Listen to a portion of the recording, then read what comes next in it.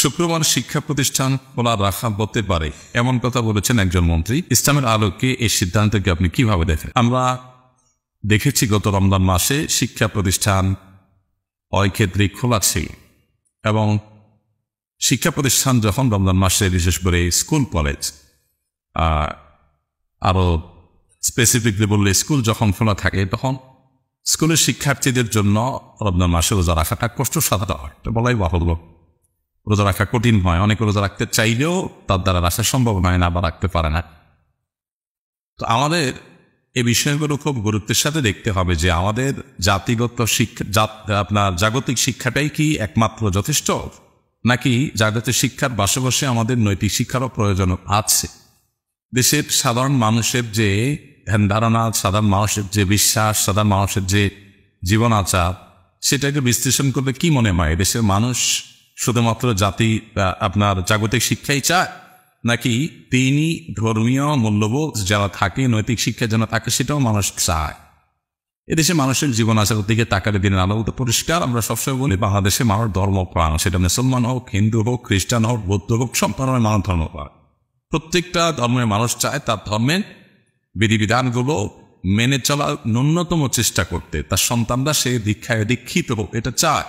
অতএব মানুষের এই চাওয়ার প্রতি শ্রদ্ধা থাকা দরকার। তবে শুক্রবার আমি যতটুকু শুনেছি যে শুক্রবার শিক্ষা খোলা রাখা হবে এই সিদ্ধান্ত হয়নি, বাইরের কথা বলা হয়নি। তবে সম্ভবত শিক্ষামন্ত্রী বলেছেন যে প্রয়োজন হলে শুক্রবারও শিক্ষা প্রতিষ্ঠান খোলা রাখবেন, এটা একটা ইঙ্গিত দিয়েছেন তিনি।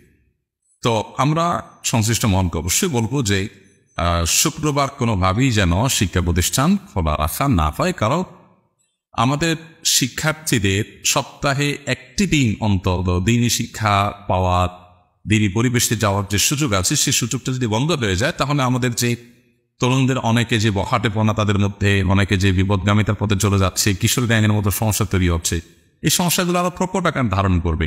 তাছাড়া এটা মানুষের চাওয়া পাওয়ারও পরিপন্থী। হ্যাঁ, এটা ঠিক যে মাননীয় মন্ত্রী যে দৃষ্টিকোণ থেকে বলেছেন গরমের দিনগুলোতে শিক্ষা প্রতিষ্ঠান বন্ধ ছিল, পড়ালেখা পিছিয়ে গেছে ছেলেদের বাচ্চাদের, তো সেটাকে পুষিয়ে নেওয়ার জন্য বিকল্প চিন্তা করতে হবে। তো সেটার জন্য শনিবার শিক্ষা প্রতিষ্ঠান খোলার যেমন অপশন আছে, আপনার পাঠদানের যে সময়সীমা সেটা দীর্ঘায়িত বা বড় করার অপশন আছে।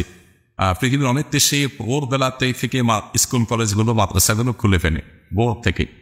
তো আমরা যদি সকালে ভোরে খুলি তাহলে সেক্ষেত্রে লাভ হবে, একত সকালের আবহাওয়াটা অনেক ভালো থাকে, খুব বেশি আপনার স্ট্রাগল করতে হয় না এটা আমি স্কুলে যেতে ইত্যাদিতে। দ্বিতীয়ত হলো যে আমাদের যে একটা বদ অভ্যাস হয়ে গেছে গোটা দেশে মানুষের, সেটা হলো রাতে তাড়াতাড়ি না ঘুমিয়ে দেরিতে ঘুমাও। যখন শিক্ষা প্রতিষ্ঠানগুলো খুব আর্লি মর্নিং চালু হবে, ক্লাসগুলো যখন এদিকে আগায় আনা হবে, তখন মানুষ এমনিতেই চাপে পড়ে রাতে তাড়াতাড়ি ঘুমাবে এবং সেটা মানুষের স্বাস্থ্যের জন্য ভালো, সব দিক থেকে ভালো। সকালবেলা মানুষ যে আপনার ফ্রেশনেস অনুভব করে, এটা অন্য কোনো সময় অনুভব করে। অতএব শিক্ষা প্রতিষ্ঠান যদি কোনো কারণে দেখা যায় যে পড়ালেখা পিছিয়ে আছে, সেটাকে রিকভার করা দরকার, তার আরো অনেক বিকল্প আছে। কিন্তু অবস্থাতে জুমার দিনে হাত দেওয়া ঠিক হবে না। ইসলামের সৌন্দর্যগুলোর একটা হলো জুমার দিক। জুমা শব্দের অর্থের মধ্যেই সে জিনিসটা লুকায়িত আছে, অর্থাৎ একত্র করে যে দিনটি মানুষকে, একটা মহল্লার অনেকগুলো মানুষ বা কয়েকটা ছোট ছোট মহল্লার অনেকগুলো মানুষ জুমার দিন সমবেত হয়, সামাজিক একটা বন্ধন সম্প্রীতি তৈরি হয়। জুমার মসজিদ থেকে সাধারণত মানুষকে ভালো কাজের নির্দেশ দেওয়া হয়, সৎ কাজের আদেশ দেওয়া হয়, অসৎ কাজ থেকে বাধা প্রদান করা হয়। এই সমাজ থেকে যৌতুক নির্মূলনের পেছনে বা যৌতুক যতটা কমেছে এর পেছনে সবচেয়ে বড় অবদান হলো জুমার মিম্বরগুলো, ওলামা একরামের, মসজিদগুলো থেকে, মাহফিলগুলো থেকে উঠা আওয়াজের, যার কারণে সমাজের এই অনাচার নিয়ন্ত্রণে এসছে। এবং মাদক যতটুকু নিয়ন্ত্রণে আছে এর জন্য আইন শৃঙ্খলা রক্ষাকারী বাহিনীদের যে ক্রেডিট আছে, এর পাশাপাশি ওলামা একরামের ক্রেডিটকে অস্বীকার করার কোনো সুযোগ নেই। মসজিদের মিম্বর থেকে কথা শুনে কেউ কখনো খারাপ হয়েছে এই নজির পাওয়া যাবে না, কিন্তু মসজিদের মিম্বর থেকে কথা শুনে জীবন পরিবর্তন করে ভালো হয়েছে এরকম নজির শত শত হাজার। অতএব আমাদের সন্তানদের শিক্ষার নামে যদি শুক্রবারের জুমার দিনের যে তাদের ইবাদত বন্দেগীর সুযোগ, নৈতিক শিক্ষা লাভের সুযোগ, সেটা থেকে বঞ্চিত করা হয়, সেটা আমার মনে হয় না এটা যথোপযুক্ত কোনো সিদ্ধান্ত এবার দেশে কোনো সাধারণ মানুষ এটাকে ভালোভাবে নিবে। অবাক লাগে আমাদের দেশে কিছু মানুষ যারা ইসলামের ব্যাপারে যাদের বিদ্বেষ আছে, তারা সবসময় খুঁটি খুঁটি এই ইস্যুগুলোকে সামনে নিয়ে আসে এবং অহেতুকভাবে এগুলোকে আলোচনা করে জুমার দিনের প্রাসঙ্গিকতা বা এই জাতীয় বিষয়গুলোকে তারা অস্বীকার করার চেষ্টা করে। তারা ইউরোপ আমেরিকার দৃষ্টান্ত দেয়। ইউরোপ আমেরিকাতে সাপ্তাহিক ছুটি রবিবার। কি কারণে রবিবার? কারণ তাদের দেশে, তাদের সমাজে বেশিরভাগ মানুষ খ্রিস্টান ধর্মাবলম্বী হওয়ার কারণে তাদের ধর্মীয় সাপ্তাহিক গুরুত্বপূর্ণ দিবস হল রবিবার, সে তুলনায় তারা রবিবার ছুটি করেছে। তাহলে একই যুক্তিতে যেখানে মুসলমান বেশি, সেখানে ধর্মীয় বিবেচনাতেই জুমার দিন ছুটিটাকে সর্বোচ্চভাবে মানা উচিত। আলহামদুলিল্লাহ, জুমার দিনের ছুটি নিয়ে আলোচনা নাই, সেটা আমাদের দেশে আছে। আল্লাহ তাআলা শুকর আদায় করি আমরা ব্যবহার করতে পারছি।